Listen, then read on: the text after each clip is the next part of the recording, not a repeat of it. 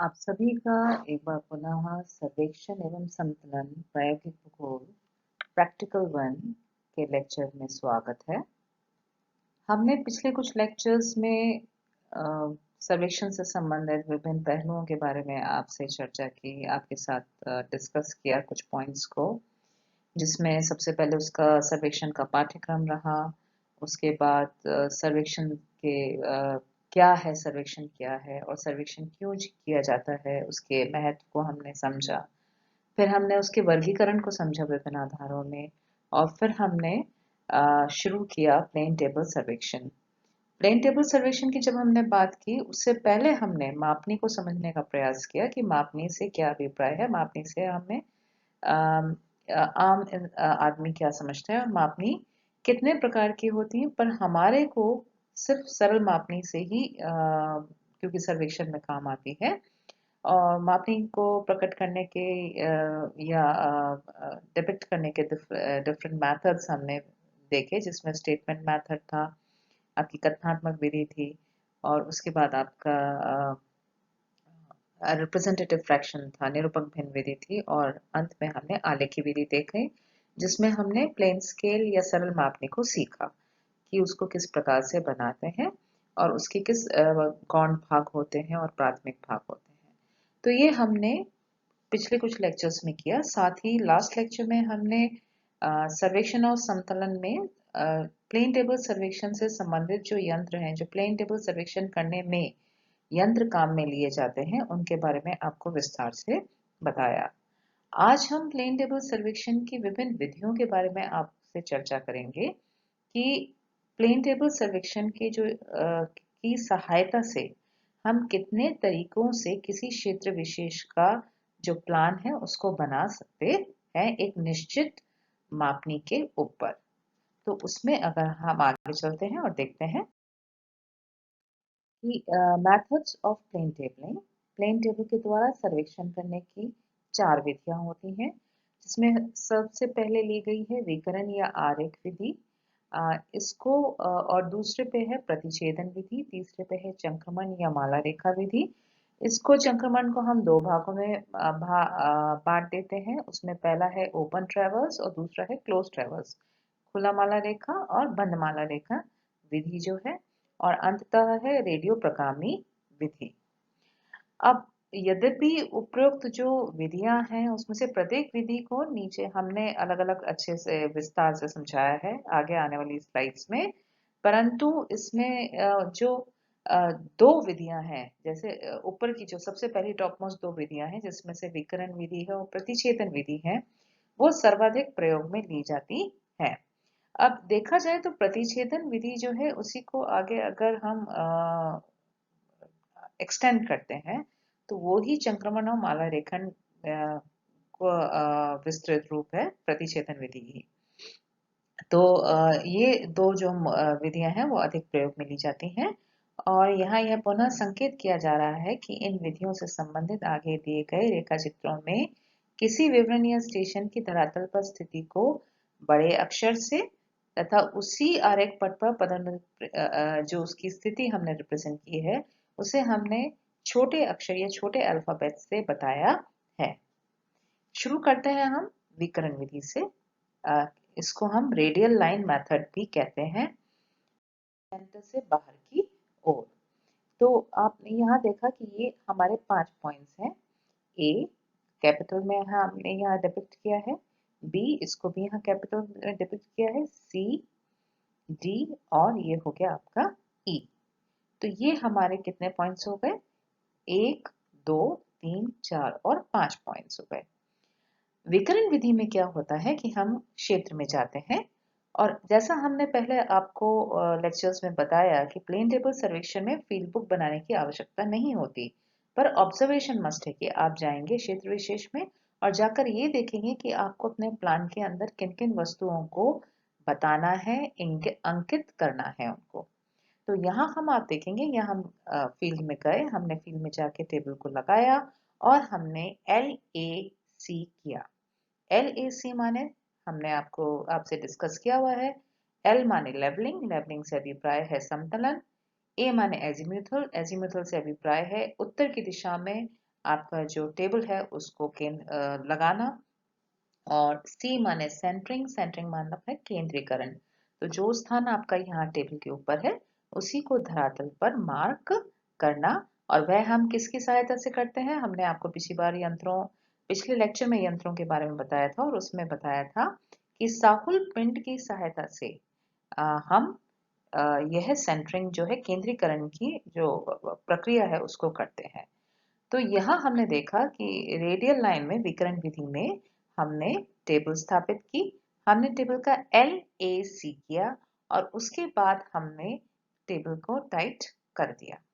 अब हमने A object को देखा और A ऑब्जेक्ट को देखते हुए हमने किरण डाली। ठीक इसी प्रकार से बी ऑब्जेक्ट को देखा, बी ऑब्जेक्ट को देख के हमने किरण डाली। सी ऑब्जेक्ट को देखा, सी ऑब्जेक्ट को देख के हमने किरण डाली। डी ऑब्जेक्ट को देखा, डी ऑब्जेक्ट को देख के हमने किरण डाली। ई ऑब्जेक्ट को देख के भी हमने यही प्रोसेस किया। अब बच्चों किरण तो डाल दी हमने, पर हमें साथ साथ एक काम और करना है। और वह काम क्या है? ये जो हमारा धरातल का पी स्टेशन है, यहां से ए तक की हमें दूरी को नापना है। मान लीजिए ये आई 10 मीटर की दूरी आई, तो हमने इसको कागज पर 10 सेंटीमीटर मापनी ली, एक मापनी निर्धारित की, 1/100 चाहे से हमने ले ली। 1/100 से क्या अभिप्राय है? यह कि मानचित्र का 1 सेंटीमीटर धरातल के 100 सेंटीमीटर यानी कि 1 मीटर के बराबर है। तो अगर यहाँ पे 10 मीटर आ रहा है तो इसको हम यहाँ किससे प्रदर्शित करेंगे? 10 सेंटीमीटर से।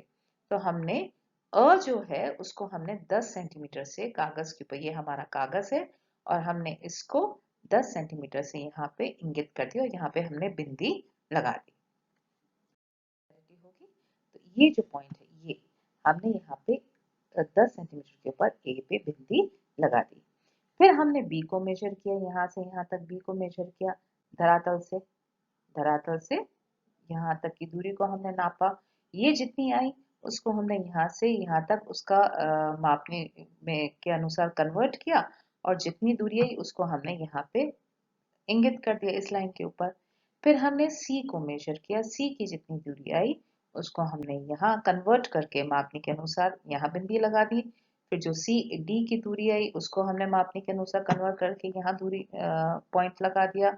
और फिर हमने यही प्रक्रिया ई के साथ की। हमने धरातल पे पी से ई तक की दूरी को नापा, पी से ई तक की दूरी को नापा और जितनी दूरी आई उसको हमने कन्वर्ट करके यहाँ शीट के ऊपर वो पॉइंट लगा दिया। अब हमारे पास शीट के ऊपर पॉइंट आ गए ABCDE, 5 पॉइंट आ गए। हमने बाद में क्या किया? इन पॉइंट्स को मिला दिया स्केल की सहायता से। तो हमारे पास ये आकृति आ गई, जो कि अगर हम इसको ये जो 3D इमेज इसको अगर हम देखें तो ऊपर से देखने पे ये कुछ इस प्रकार से प्रतीत होता और यहाँ पे कागज पे हमारे पास वही प्रकार की आकृति आ गई। तो ये हमारा जो पहला मेथड है वह कौन सा है? आपको आशा करती हूँ समझ में आ गया होगा, विकर्ण विधि। और इसको करने की प्रक्रिया भी आपको समझ में आ गई होगी। दूसरी विधि जो वह है प्रतिछेदन विधि। प्रतिछेदन नाम से ही क्लियर है, इंटरसेक्शन मेथड, कि वह विधि जिसमें दो जो रेखाएं हैं वो किसी एक बिंदु पर आकर कटती है। अब दो रेखाएं एक बिंदु पे आके कब कटेंगी? जब वो दोनों रेखाएं किसी एक विशेष वस्तु को देखते हुए एक स्थान पर आकर मिलती हैं। अब यहाँ पे इसलिए अनिवार्य हो जाता है, ये काम हम एक स्टेशन पे खड़े होकर नहीं कर सकते। तो इसके लिए हम प्रतिच्छेदन विधि में एक से अधिक स्टेशन लेते हैं। यहाँ हमने जो स्टेशन लिए वो हमारे दो स्टेशन आ गए, एक आया स्टेशन P और दूसरा आया स्टेशन Q। अब हमने स्टेशन A पे जाकर P पे जाकर टेबल स्थापित की और यहाँ पे जो दो ऑब्जेक्ट्स हमारे देखने में आ रहे हैं वो आ रहा है A और यहाँ आ रहा है P। ये देखिए, यहाँ पे हमने लिया है A ऑब्जेक्ट और यहाँ लिया हमने B ऑब्जेक्ट।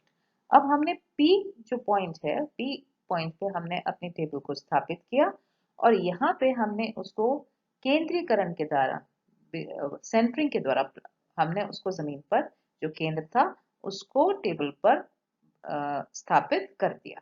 और उसके बाद A को देखते हुए हमने अग्र रेखा डाली और बी को देखते हुए भी हमने एलिडेट की सहायता से अग्र रेखा डाली।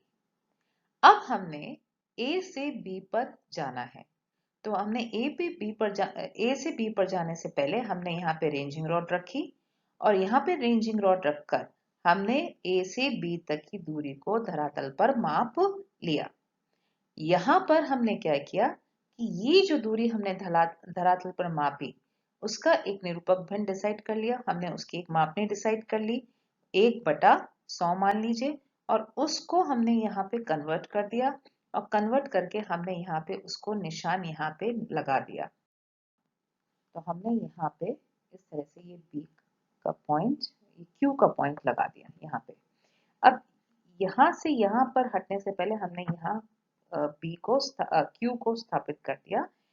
यहाँ से टेबल हटाने के बाद, इस क्षेत्र विशेष से टेबल हटाने के बाद, पी से टेबल हटाने के बाद जब हम क्यू के ऊपर आए, यहाँ पे आके हमने पहले ही निर्धारित कर दिया था 10 मीटर के ऊपर है, जमीन पर पहले ही क्यू का निशान लगा हुआ था।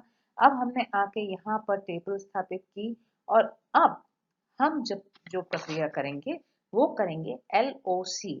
L माने लेवलिंग, O माने ओरिएंटेशन बाय बैकसाइटिंग, मतलब पूर्वाभिमुखीकरण। हम वापस से P को देखते हुए हमारी टेबल को स्थापित करेंगे और C वही सेंटरिंग है। और इसमें हम क्या करेंगे कि जमीन के निशान के हिसाब से हम अपने टेबल का ऊपर जो निशान लगा है उसको स्थापित करेंगे। मतलब जो हमारे टेबल के ऊपर ऑलरेडी पॉइंट है उसको हम जमीन के पर जो पॉइंट लगा हुआ है उसके समान लाएंगे, ठीक उसके ऊपर ही लाएंगे। तो LOC की जो प्रक्रिया है वह थोड़ा सा समय अधिक लेती है, पर प्रतिच्छेदन विधि में सबसे अधिक समय टेबल को पुनः स्थापित करने में ही लगता है, क्योंकि उसमें हम LOC का ध्यान रखते हैं। ठीक है, तो ये LOC की प्रक्रिया करने के उपरांत, मतलब LOC कि हमने समतलन किया, हमने Q से P को देखते हुए टेबल को वापस स्थापित किया और साथ साथ हमने केंद्रीकरण, प्लम बॉब की सहायता से केंद्रीकरण किया। जो हमारा Q पॉइंट हमारी टेबल के ऊपर था और जो जमीन के ऊपर पॉइंट था Q, हमने ठीक उसको जमीन के पॉइंट के ऊपर ही हमारे जो टेबल का पॉइंट है उसको स्थापित करने का प्रयास किया। ये करने के उपरांत फिर हमने यहां से ए को देखा और ए की देखते हुए अग्र रेखा डाली और फिर बी को देखा और जहां पर ए को और बी को देखते हुए रेखाएं कटी हैं कागज के ऊपर, उनको हमने पॉइंट नाम दे दिया डी और 8 और डी, या जो भी है ए एंड बी, सॉरी। तो इसको देखते हुए हमने फिर यहाँ पर पॉइंट्स स्मॉल लेटर में मार्क कर दिए, तो वो हमारे पास पॉइंट्स आ गए। आशा करती हूँ आपको प्रतिच्छेदन विधि भी क्लियर हो गई। फिर आते हैं हम चंक्रमण या माला रेखा विधि में। चंक्रमण और माला रेखन में मैंने आपको बताया था 2 तरह के होते हैं, खुली माला रेखा विधि होती है और बंद माला रेखा विधि होती है। जब हम ए स्टेशन से शुरू करते हैं, फिर हम यहाँ जैसे है ए स्टेशन से हमने शुरू किया, हमने बी को देखा और हमने यहाँ पे ई को भी देखा, फिर हम बी पे गए, हमने बी से सी को देखा, फिर हम सी पे गए, सी से हमने डी को देखा और फिर हम डी से गए, डी से हमने पुनः ई को देखा और फिर हम ई पे गए, हमने ई से वापस से ए को देखा। अब ये जो विधि है इसमें हमने जहां से जिस बिंदु से शुरू किया हम उसी बिंदु पर वापस आ जाते हैं घूम के, तो इसे बोलते हैं बंद माला रेखन विधि, या इसको हम इंग्लिश में क्लोज ट्रैवर्स मेथड कहते हैं। और यही अगर हमने यहाँ से ए से शुरू किया और हम इसको डी पर ही छोड़ देते तो ये खुला माला रेखन विधि होती, ये ओपन ट्रैवर्स मेथड होता। आशा करती हूँ आपको ये सारे मेथड्स क्लियर हो गए होंगे। फिर भी आपको कोई विधि में किसी भी प्रकार की कोई समस्या हो, आप कमेंट्स में टाइप कर सकते हैं और पूछ सकते हैं। नेक्स्ट हम जो करेंगे वह है स्थिति निर्धारण। हम प्लेन टेबल सर्वेक्षण के संदर्भ में सीखने का प्रयास करेंगे, जिसमें 2 बिंदुए समस्या भी है और 3 बिंदुए समस्या भी है, पर MA फाइनल में आपके सिलेबस में 3 बिंदुए समस्या है, तो हम उसका ही विस्तार से अध्ययन करेंगे। धन्यवाद।